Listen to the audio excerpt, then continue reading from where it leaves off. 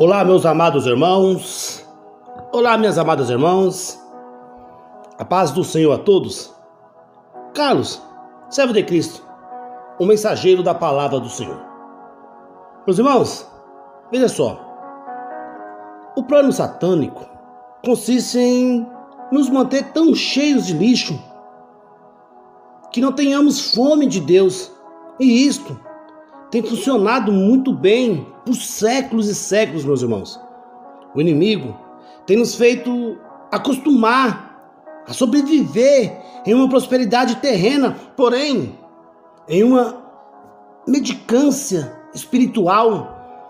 Dessa forma, basta uma migalha da presença de Deus para que nós demos por satisfeito. Mas existem aqueles que não se contentam mais com migalhas, querem Deus e nada mais. Nada mais. Falsificações não lhe satisfazem ou lhe interessam. Querem o pão verdadeiro. Olha, meu irmão, a maior parte, entretanto, mantém suas vidas tão tomadas de sobras para a alma e banquetes para a carne. Sobras para a alma e banquetes para a carne, que não sabem o que é estar realmente faminto. Meus irmãos, você já viu pessoas famintas? Quero dizer, pessoas realmente famintas. Uma certa vez, eu estava ali na Santa Efigênia, uma localidade assolada pela prostituição, pela droga e pela fome, porque esses pessoais estão doentes, estão sendo assolados pela fome, pela miséria, por causa da droga,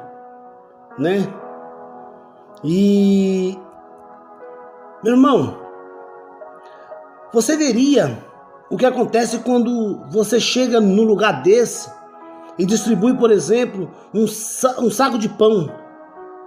Você pega um saco de pão e coloca no meio dessas pessoas. Você vai ver pessoas realmente famintas. Elas aparecem por todos os lugares. Em questão de segundo, são pessoas de todos os lugares aparecem. Muitas pessoas. Pessoas famintas. Por isso, meu irmão, quando nós vemos o pão, é que não dá valor, sabe por quê? Muitos de nós comemos antes de ir para a igreja. Nós temos o nosso lar, temos o nosso emprego, temos a nossa mordomia. E quando nós vemos o pão sobre um altar, não nos sentimos estimulados, porque já estamos de bucho cheio. Mas quando Deus me disse, certa vez pela manhã, para que eu pregasse sobre o pão,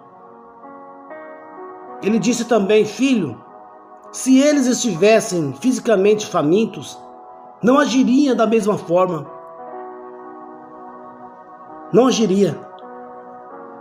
Curiosamente, meu irmão, naquele dia, naquela manhã,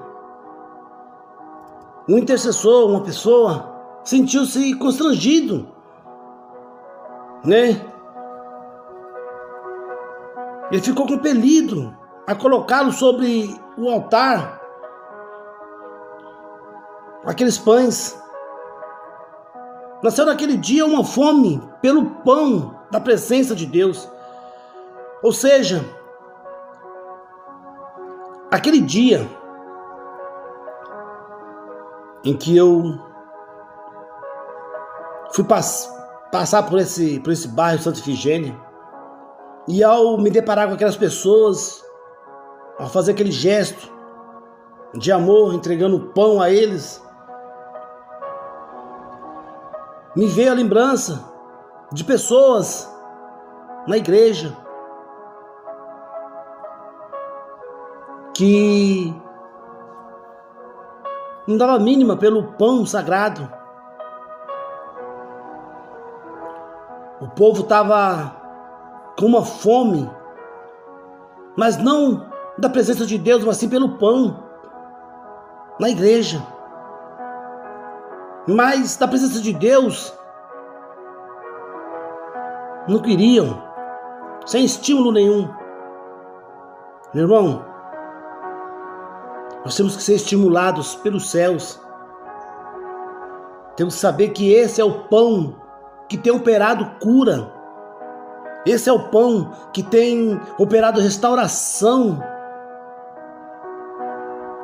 E tem nos enchido de fome, mas fome de avivamento por todo o mundo. Olha, a Bíblia nos diz, desde os tempos de João Batista até agora, o reino dos céus é tomado por esforço, e os que se esforçam se apoderam dele. Está em Mateus 11, capítulo 12. Meus irmãos, isso não soa de alguma maneira como uma descrição nossa, não, nos tornando-nos tão inertes na igreja, que temos nossos próprios manual de ação politicamente corretas e de regras de etiqueta, porque não queremos nos parecer radicais demais. Alinhamos as cadeiras em fileirinhas muito bem arranjadas e esperamos que o nosso culto seja igualmente lineares e previsíveis. Meus irmãos, precisamos ficar desesperadamente famintos por Deus e literalmente nos esquecemos das boas maneiras. A aparente diferença entre um louvor litúrgico e um louvor carismático é que o programa de um é impresso e o do outro é memorizado.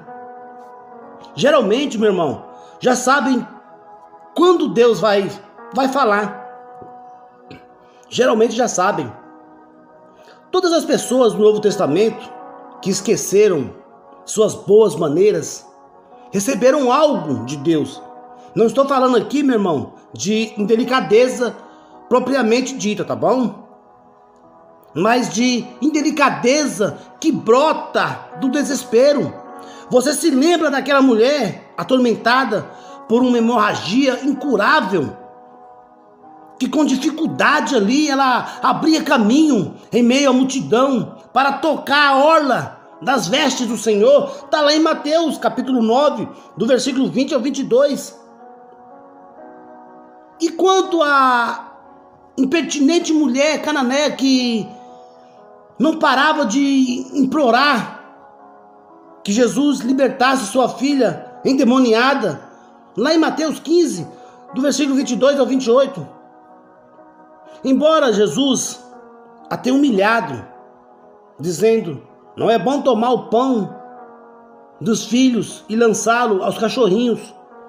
Está lá em Mateus 15, 26b, viu?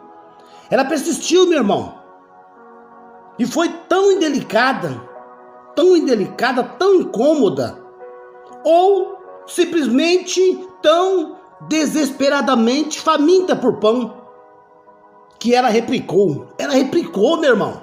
Sim, ela falou sim senhor, porém os cachorrinhos comem das migalhas que caem da mesa dos seus donos. Está em Mateus 15, no seu versículo 27. Olha, meu irmão, muitos de nós, por outro lado, vamos a nossos pastores e dizemos: ô pastor, será que poderia, por favor, orar por mim e me abençoar? Se nada realmente acontecer, meu irmão, simplesmente damos de ombros e dizemos: bem-aventurado. Bem, acho que vou comer ou então relaxar, pronto. Ou vou para casa e aplacar a minha fome interior com comida carnal em entretenimento, televisão, WhatsApp, esses canais aí. Para ser honesto, meu irmão, eu espero que Deus incomode homens e mulheres em sua igreja e os torne tão obcecados com o pão da sua presença, de forma que não parem mais. E quando isso acontecer, não vão querer somente o pão, não vão querer somente o por favor, ou somente me abençoe. Vão querer a manifestação da presença de Deus. Não importa, meu irmão, o que custe ou quão insólitos poderão parecer rudes ou indelicados, mas não se importarão mais com a opinião dos homens, somente com a vontade de Deus. Ei, podemos dizer, meu irmão, que a igreja, de modo geral, não tem dado lugar às pessoas assim, pronto, não tem dado lugar para as pessoas assim. Um dos primeiros passos para um avivamento real é reconhecer que você está em estado de decadência. Esta não é uma tarefa fácil, meu irmão. Não é uma tarefa fácil em face da nossa aparente prosperidade. Mas precisamos dizer, estamos em decadência, não estamos mais vivendo nossos melhores momentos. Ironicamente, meu irmão, nós nos encontramos na clássica situação descrita lá no livro do Tale of Rose Citiriense, né? É uma história de duas cidades, de Charles Dickens, né? Que foram os melhores momentos, foram os piores momentos. Seu título. Em termos econômicos, meu irmão, talvez seja estes os melhores momentos, mas como um tolo, a igreja está se movendo sobre uma onda de prosperidade espiritual. Qual foi a última vez que sua sombra curou alguém?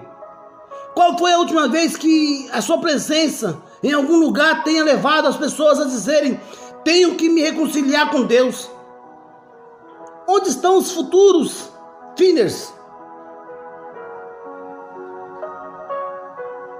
Onde é que estão os futuros Wigglesworths?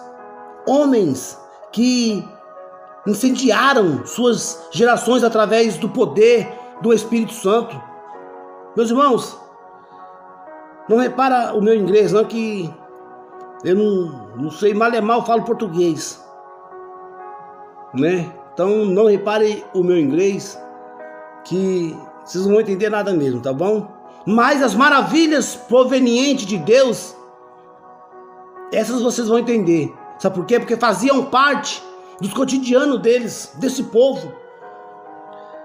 Eu conheço um pastor que certa feita estava ministrando num culto, quando homens do governo, comunistas, o interromperam dizendo: estamos aqui para acabar com a igreja, com esta igreja, né? Eles já tinham tentado de tudo, sem sucesso. Então naquele dia agarraram a filha de 3 anos do pastor e a arremessaram pela janela do templo, à vista de todos ali que ali estavam presentes. Os comunistas pensaram que esta violência acabaria com aquela igreja. Não acaba. Mas a esposa do pastor desceu, colocou o seu bebê morto nos braços e retornou ao seu lugar na primeira fila. E a adoração continuou. Como consequência da fidelidade desse humilde pastor, 400 mil crentes fiéis destemidamente compareceram em suas conferências bíblicas. Certa vez, o pai de um líder nacional de uma denominação pentecostal lá nos Estados Unidos estava conversando com esse pastor, Esse pai sabia que ele morava em meio a uma horrível miséria lá na Etiópia, e comentou o erro de tentar mostrar um pouco do que ele pensava ser consideração. Ele disse ao pastor etíope: irmão, temos orado por vocês por causa de suas pobrezas. Este humilde homem voltou-se para o seu pai e disse: não, você não compreende. Nós é quem temos orado por vocês por causa da sua prosperidade. Meu pai ficou acostumado, mas o pastor etíope explicou: nós oramos pelos americanos porque é muito mais difícil para vocês estarem onde Deus quer, em meio à prosperidade, do que para nós em meio à pobreza. A maior artimanha do inimigo, meu irmão, tem usado para roubar a vitalidade da igreja é acenar-lhe com a bandeirinha da prosperidade. Não sou contra a prosperidade, jamais. Seja tão próspero quanto você deseja, mas busque Deus ao invés de buscar a prosperidade. Veja bem, é muito fácil começar buscando a Deus e se desviar para outra coisa. Não seja assim, meu irmão, não seja assim. Seja um caçador de Deus e esteja pronto para o final.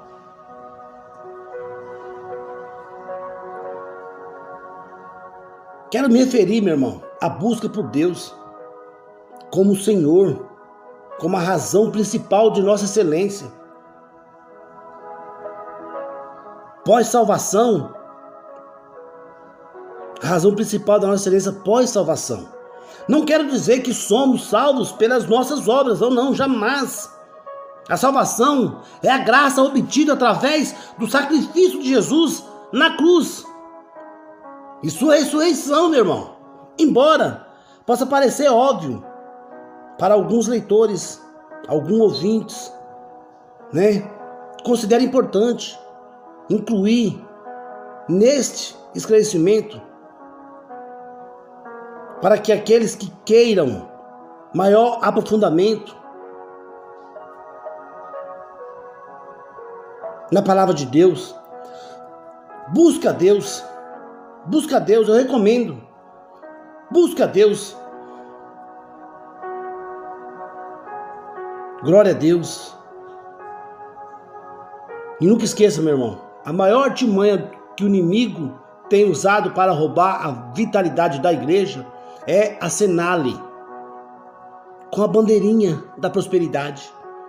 Não caia nessa não, meu irmão. Busque Deus. Amém? Glória a Deus. Busque Deus. Busque Deus. Oh, aleluia. Meu irmão, a solução parece ser que haja menos de mim. Pronto. A solução parece ser que haja menos de mim. Esse é o plano para que você conquiste as boas novas do Senhor para a sua vida. Menos de você e mais de Deus. Amém, meu irmão? Glória a Deus, aleluia. Essa é mais uma história da série Caçadores de Deus. Amém, meus irmãos? Deus abençoe a todos. Que Deus te ilumine, que Deus te fortaleça, que Deus te guie, te livre de todo mal. Que todas as graças de bênção recaiam sobre a sua vida e de vida das suas famílias. Amém, meus irmãos? Não esqueçam, meus amados irmãos, de deixar o seu like, o seu gostei. Amém? Deixe seu gostei no vídeo. Glória a Deus. E você, meu amigo, que está chegando agora, que não conhece o canal, Carlos Servo de Cristo, se inscreva no canal. Amém? Seja bem-vindo. Deus te abençoe. Conheça o canal. Aproveita, se inscreva e acione o sininho de notificação, tá bom, meu irmão? Comente à vontade. Esse canal, meu irmão, é para você que quer chegar mais próximo da sua salvação, para você que está buscando a sua salvação, para você que está buscando a presença do Senhor, é para você que está buscando a graça de Deus. Esse canal foi feito unicamente para vocês se aperfeiçoarem, buscarem ao Senhor e se encher da graça de Deus. Tá bom, meu irmão? Sejam todos bem-vindos, todos fiquem na paz do nosso Senhor Jesus. Amém? Carlos, servo de Cristo, o mensageiro da palavra do Senhor.